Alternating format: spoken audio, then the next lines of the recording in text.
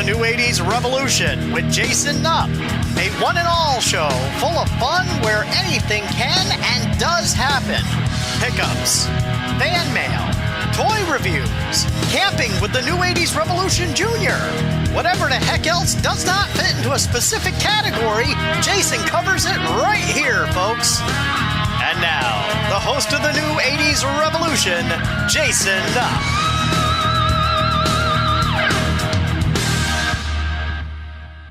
What's up, guys? Jason Nupp, New 80's Revolution, down here in the cave for part 4. That's right. The most recognized symbol in sports entertainment today. Part 4 of the Nerd Cave Tour. We're doing that right now. And we're going to take a look at the a new shelf that I brought down here to showcase the AWA Remco figures. And then we're going to talk about a couple of shelves that I have some mixed opinions about. Not that I don't love them, of course. Let's adjust that light a little bit. That doesn't look good either. That's a little brighter. Okay. Well, we'll put it up here like that. I'll probably edit that out, but that's okay. A couple of shelves that I've got some mixed opinions about. Not that I don't love the items that are on there, but one of the shelves I feel the items deserve more of a showcase. And so I don't know. I've got some plans for the room. I don't know. I'm thinking. Some of you guys were talking about converting the sump pump room into a collection room. Somebody suggested taking the door off.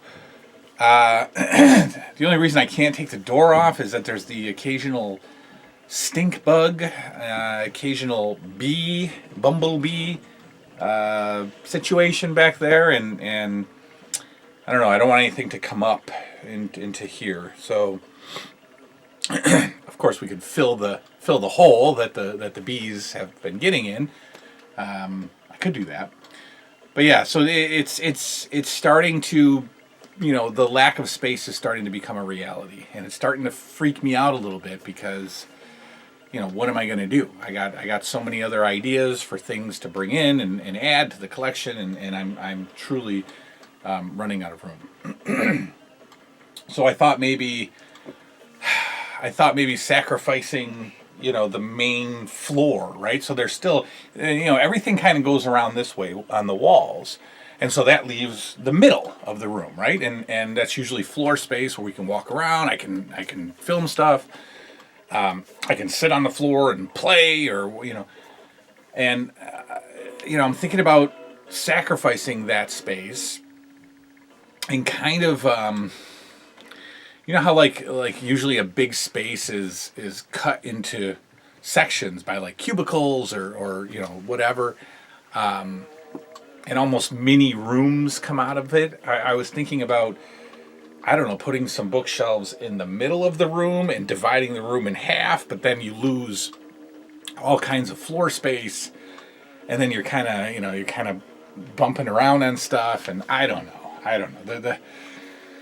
The lack of the loss of space was something that I always feared, and it's happening. So I don't know. I just went off on a rant, and what I was saying was, a lot of the stuff on these upcoming shelves, I want to showcase more. So we'll figure it out. I don't know what we're gonna do. We'll figure it out. Also, so we'll do this show, and then we're guaranteed at least one more show, possibly 2, this weekend. I know for sure we're gonna do the conclusion of the PACW Round 1 tournament. We got Ricky Steamboat versus the Iron Sheik coming up. So we're going to conclude that. And if the mail works out, if the postal service pulls it together by tomorrow, I should have a Grail item in the mail. And so that would allow me to do a pickups, and not just a Grail pickup. I've got a bunch of other stuff that I want to show you, but I was going to include it all in one show. So I've got a Grail item coming. I have a gift from a friend of the channel that is a customizable gift, ladies and gentlemen. And I know what I'm going to do with it. It'll make sense when I show you. I've got the new NECA Doc Brown figure to show you guys. And then I got a good old-fashioned thrift store pickup that I wanted to share. You remember when I started talking about the 80s house. If I start to talk about something, it means it's turning in my head. And so now there's a thrift store that usually has really great, authentic 80s, housewares. It's Savers, Savers. Our Savers locally usually is if you're looking for that sort of stuff, it's a gold mine for 80s housewares. And I went out there the other day and I picked up a few items, 80s stuff, not toys, just stuff, housewares. A couple of really cool things, and I wanted to show you. So I was gonna do one big pickup video, but so that's what this weekend. All right, let's flip it around and let's take a look at a couple of shelves. Like I said, that one of them at least deserves a little bit more attention. All right, ladies and gentlemen, first thing we are going to take a look at is the showcased AWA Remco figures. I get like frustrated when figures cannot be seen. I don't like figures behind other figures. So an example, that Toymakers, that WCW Toymaker shelf, I hate that because who's behind there? We got, if we look deeper, we got one of the Nasty Boys way back in there. You can't see the figures. The Galoob shelf, I don't even really love that. You can see them all, but I don't love it. My style of figure display is just like that, and just like that. That's the way I want to do it. I want every guy standing on his own, being shown off. And so the AWA figures have always been, sometimes they were like tucked away back on that shelf. So I brought them out and, I driving along one day and saw this, cheap little cube shelf sitting on the old curb, and I grabbed it. And it works wonderfully, as my friend enjoyed me saying. So anyway, here's the AWA figures. They have their own. There's my second favorite box. My second favorite box of all time, the AWA All-Star Wrestling Ring. I just love it. Some of the Thumbsters. You got a few of the guys there, and then each group has their own little section, and they are able to breathe. This is a brand new section right here, guys. These are 4 figures that I really never even thought that I would have. Didn't plan on collecting them. Was fine stopping the collection where it was, but the Map Mania series is growing on me. Well, it's here. And these are the kind of figures that if you can, you grab them incomplete, you grab them one at a time, you piece them out, so I need Shawn Michaels glasses, which glad to have a repro pair. I need the Sheik's headdress, which I can probably make myself out of white fabric and black, a black band of some kind. So we're, that's growing. That I love those, and I never thought that I would have them. We got the steel cage playset box hanging out next to the shelf. So that's this is how it's set up. It's kind of just hanging out there in the middle of the room. So we lost a little floor space, but we got a shelf. And then we come over to here, and this is the section that I'm hiding too many things, and things just aren't showcased. So at one point in time, when we had a lot more room, each lunchbox had its own spot. Lunchboxes were like just displayed front and center. They were out.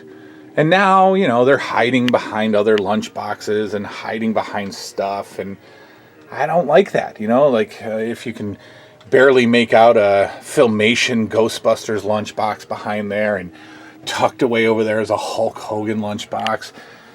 So they're just not shown the love. More importantly, My little sub obsession of McDonald's is not getting the love that it deserves. So we've got a couple of these Halloween McDonald's pals, and then one day I just like saw something on Instagram, jumped on eBay right away, had to have it, started buying old McDonald's packaging.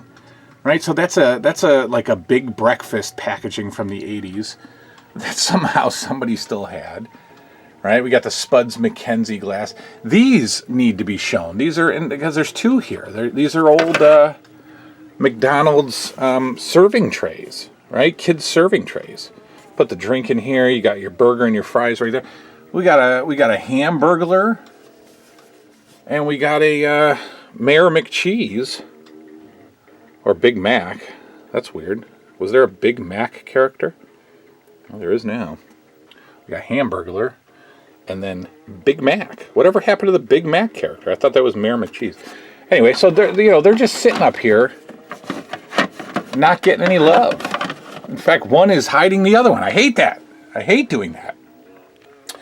We come down to the second shelf of just goodies and oddities and whatevers. We got more lunchboxes being hidden by lunchboxes. We've got some LJN ET stuff with some cool price stickers on it, eventually reduced to 99 cents in 1983.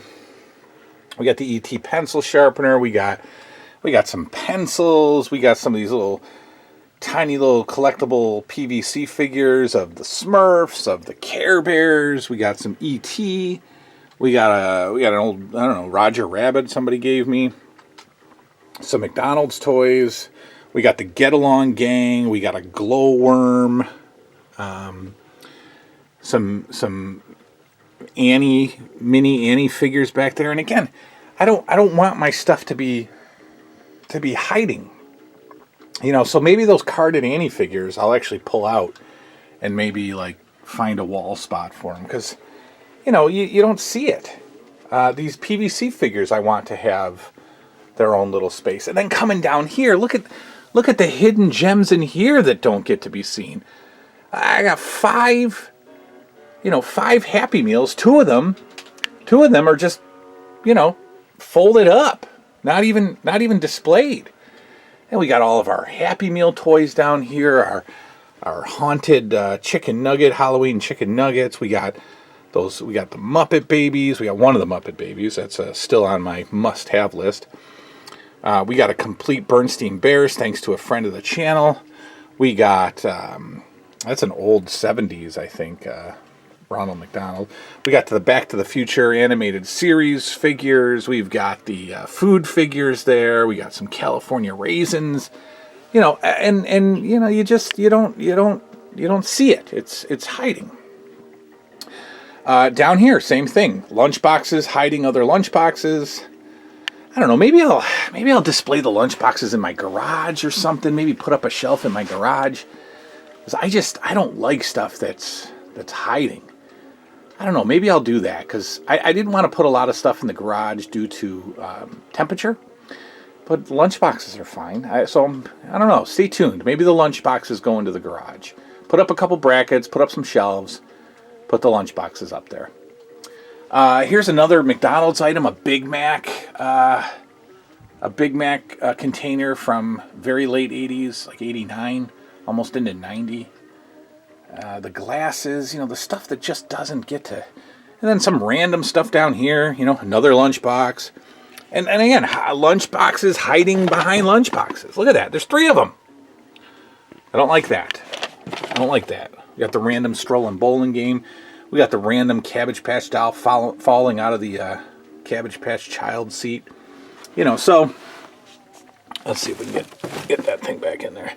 Well, let's take a look at this. There goes strolling bowling. I'm telling you, Cabbage Patch Kids, very near and dear. Very near and dear. I love these things. I've got the loose one. I've got one in the package. I probably got another loose one around here. Yeah, I got a Kuzka. I don't know, I'll show you. But I love these. I love Cabbage Patch dolls because they are they're probably one of the top 3 toy icons of the 80s.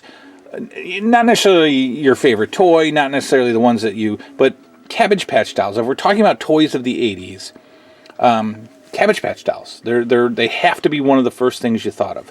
This one's diapered up and everything. But yeah, I love these. And I had one. I'm not ashamed to say.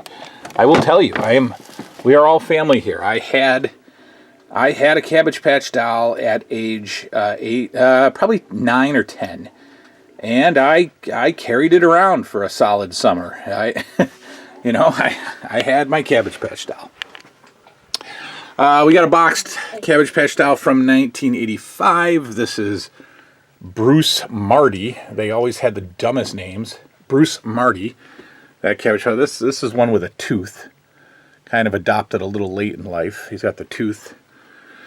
We got the real talking Michelle Tanner doll. We've got the Beverly Hills 90210 dolls. Unfortunately, we only have the late great Luke Perry. My man crush Jason Priestley. The annoying Shannon Doherty.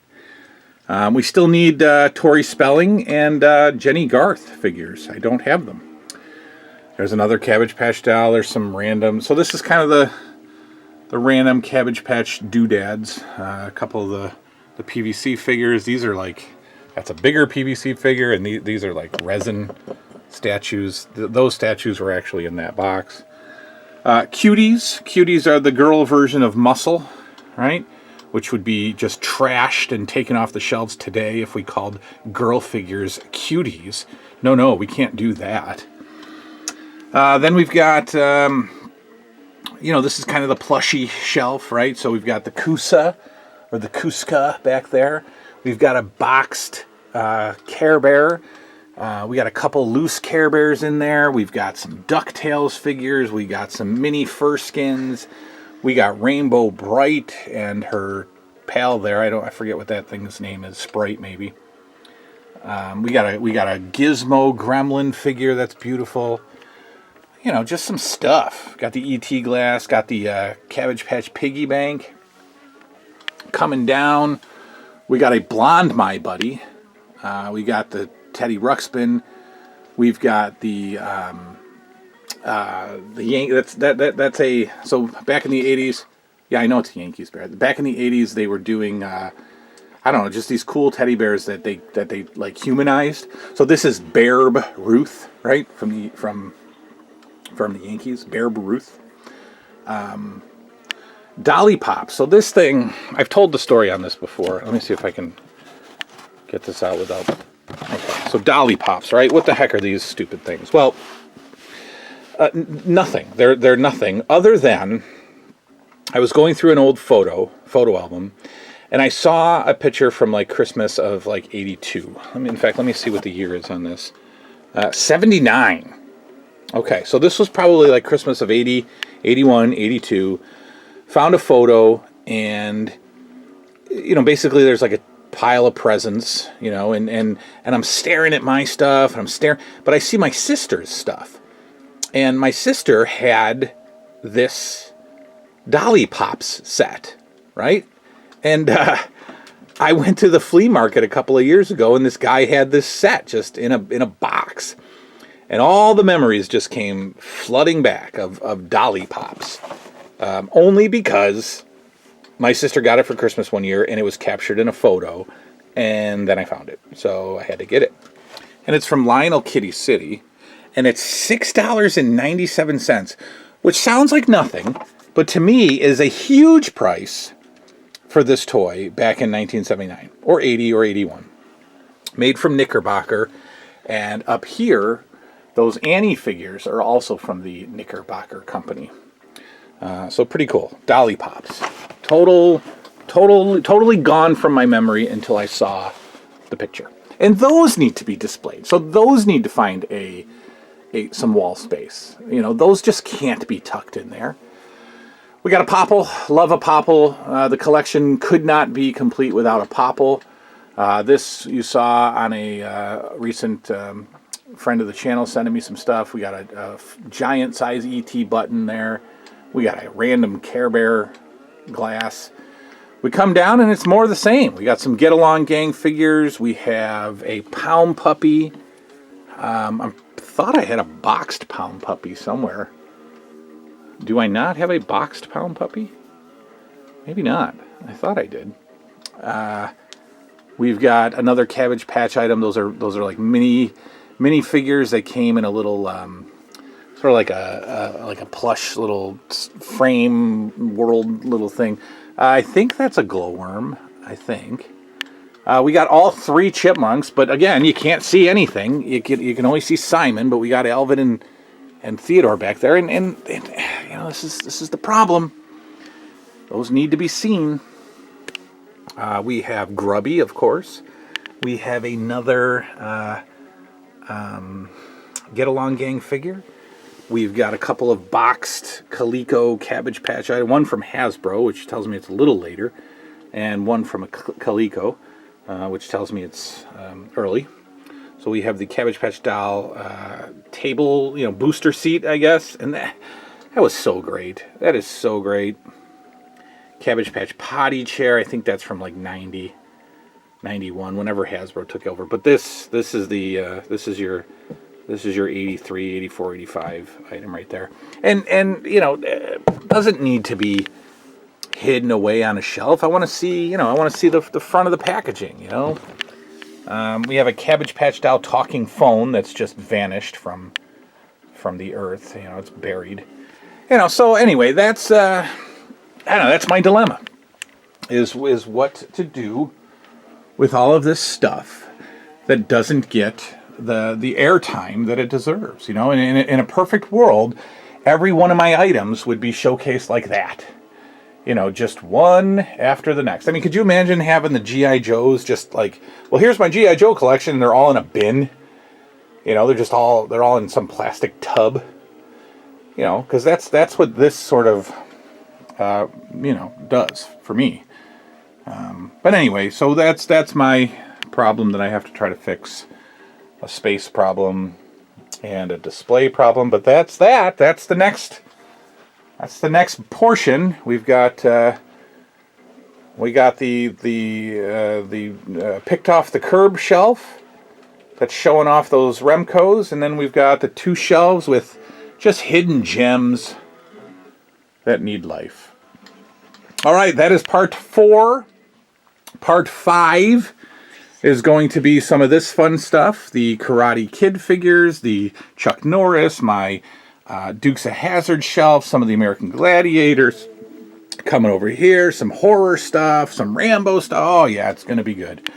It's going to be good as we make our way all along the room. Oh, hi, Liam. All around the room. Hi. Hi, Finn. How are you? Yeah. What are you guys doing? Playing this game. Road Rash? Yep. All right, cool. Rock on, man. Road Rash, the only Sega game we have other than NHL 94. All right, see you guys later. We'll see you soon. Good night now. Wow, Yeah. yeah?